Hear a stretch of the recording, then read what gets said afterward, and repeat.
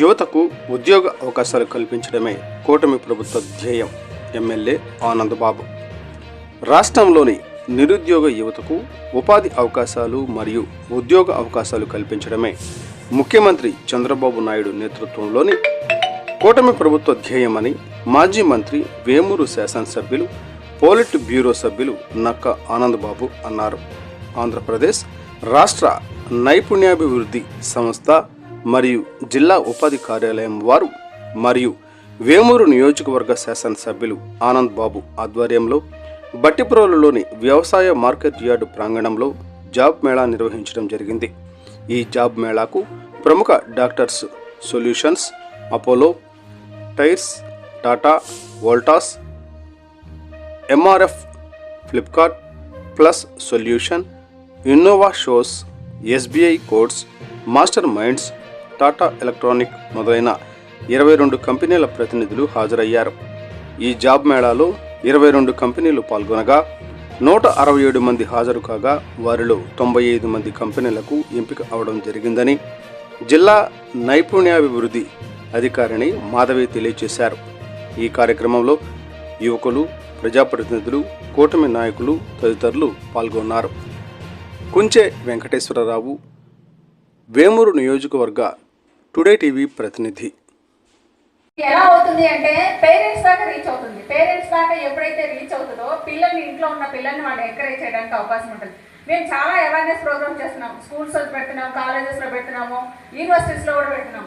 కానీ దానికంటే ముఖ్యమైనది ఏంటి అంటే మౌత్ టు మౌత్ పబ్లిసిటీ. అది కూడా లోకల్గా మీ ద్వారా, ముఖ్యంగా లోకల్ లీడర్స్ ద్వారా మరియు మన ఎమ్మెల్యే గారి, గౌరవ ఎమ్మెల్యే గారి ఆధ్వర్యంలో అయితే చాలా బాగా సక్సెస్ చేస్తుందండి.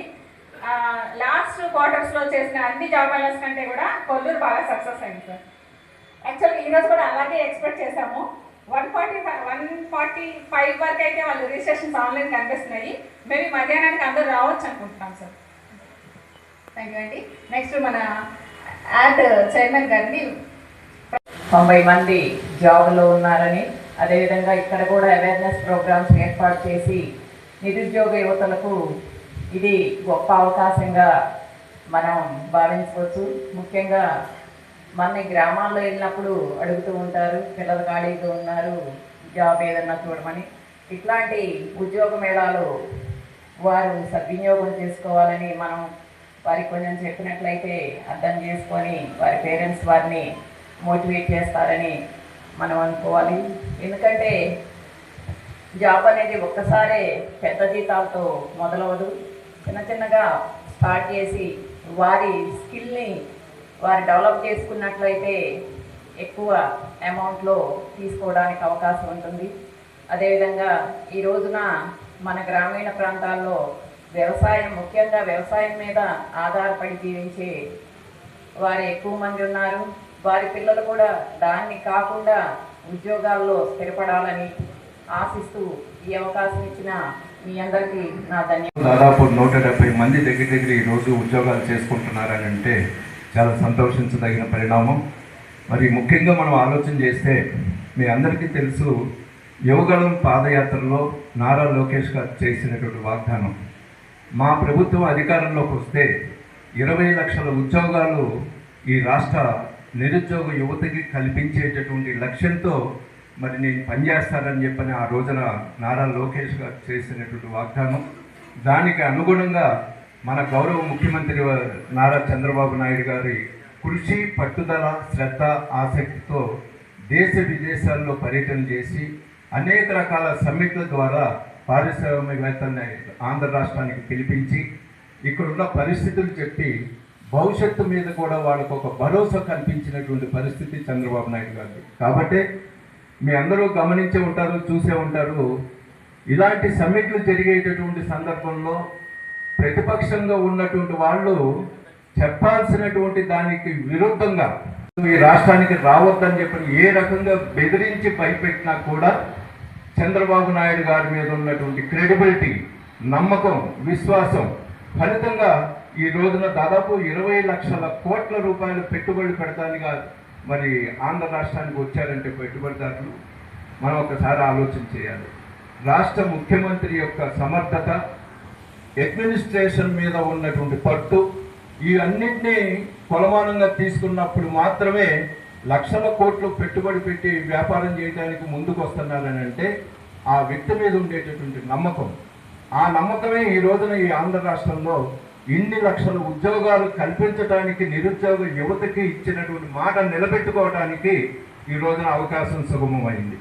కాబట్టి ఇదే రీతిలో ప్రతి నియోజకవర్గంలో ప్రతి మండలంలో అవకాశం ఉన్నంత వరకు ఇలాంటి విస్తృతంగా ఇలాంటి క్యాంప్స్ జాబ్ మేళాలు నిర్వహిస్తే ఈ రోజున తెలియనటువంటి వాళ్ళకి రేపు ఆ విధంగా జరిగేటటువంటి ప్రచారంలో భాగంగా నిరుద్యోగ యువతకు ఒక మంచి అవకాశాలు ఈ ప్రభుత్వం కల్పించినట్టు అవుతుంది. కాబట్టి ఆ విధంగా స్థానిక నాయకత్వం కావచ్చు, పార్టీ శ్రేణులు కావచ్చు, ప్రజలు కావచ్చు తెలుసుకుని దానికి అనుగుణంగా మీరందరూ కూడా ప్రయత్నం ఆ విధమైన సహకారం వాళ్ళకి అందిస్తే తప్పనిసరిగా ఇంకా మంచి భవిష్యత్తు, మంచి అవకాశాలు ఈ నిరుద్యోగ యువతకు కల్పించడానికి అవకాశం ఉంటుందనే విషయాన్ని మీ అందరికీ తెలియజేస్తూ ఈ అవకాశం ఇచ్చిన పెద్దలకు ధన్యవాదాలు. Thank you very much.